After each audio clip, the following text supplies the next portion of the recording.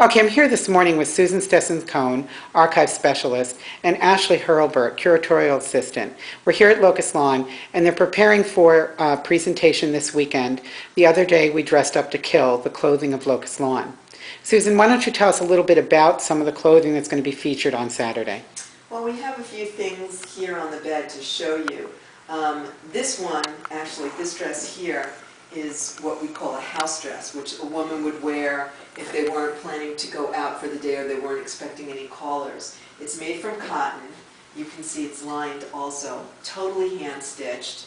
This dates to about 1850.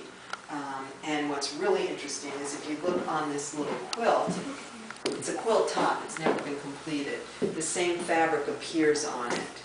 Right here.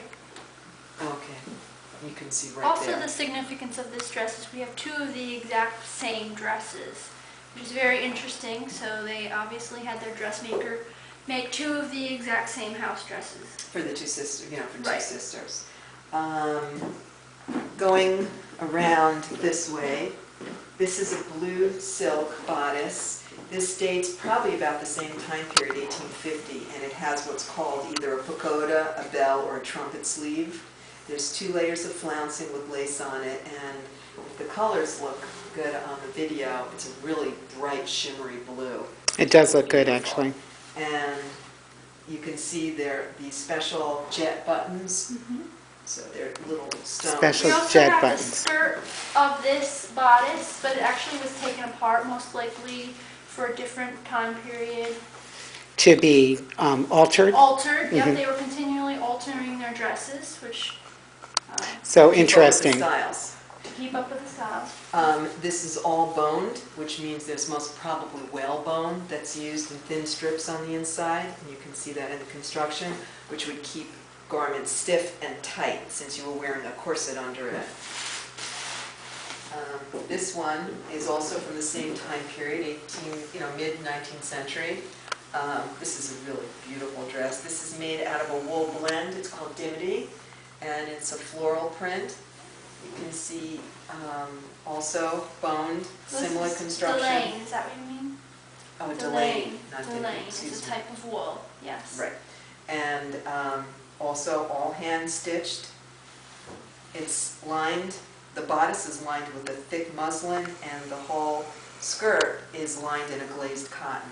This was actually wrapped in a New York Tribune 1868 newspaper, so that might have been put away after, because Laura got married very late, so maybe when she got married, she put it away in the newspaper, and So what you're saying is when it was inventoried it was here, wrapped. it was found wrapped in an 1868 So newspaper. it's been packed Yes. since then. You can notice on a lot of the garments they have some kind of edging around the bottom because obviously dresses were dragging and getting dirty or tearing, so they would reinforce the bottom hems with some type of bias tape or binding Gross tape. grain, yeah. Gross grain. And next is my favorite dress. This is an earlier dress. This dates to about 1830. It's made out of silk, and there's actually a matching capelet that goes with it. I'm going to lift this up to see the work on this. Again, this is a drop shoulder, dropped sleeve with intricate work here, with little pleats or shirring here. I'm going to try to zoom in on that. Gigot sleeve, right? Gigot. Or bishop. The type of sleeve with the tight at the top and the looseness, that's called a bishop. Bishops. And again, great tucking work right here as well in the front. Of course, all hand sewn. stitched, which is incredible. And Till 1840, they were buttoning, all the closures were in the back. So in this one, you notice is closures in the back. front. So closures in the back. closures in the back, excuse me. Yes. And we'll let you peek at the inside. Nice big hem. And it's not lined, which is interesting. So this But is a it's just- silk dress unlined, Just protection. but just reinforced protection. at the bottom. Right, with that same, you can see this on almost every dress. That's a you see glazed this cotton. glazed cotton. And it gives it a little stiffness on the bottom and a little extra weight so the dress will flow.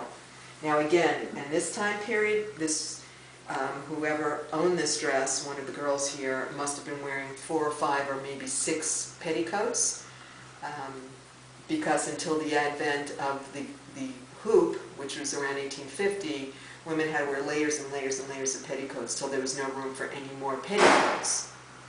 So we can go into another room now and we can show you some of the men's clothes. Is that all right?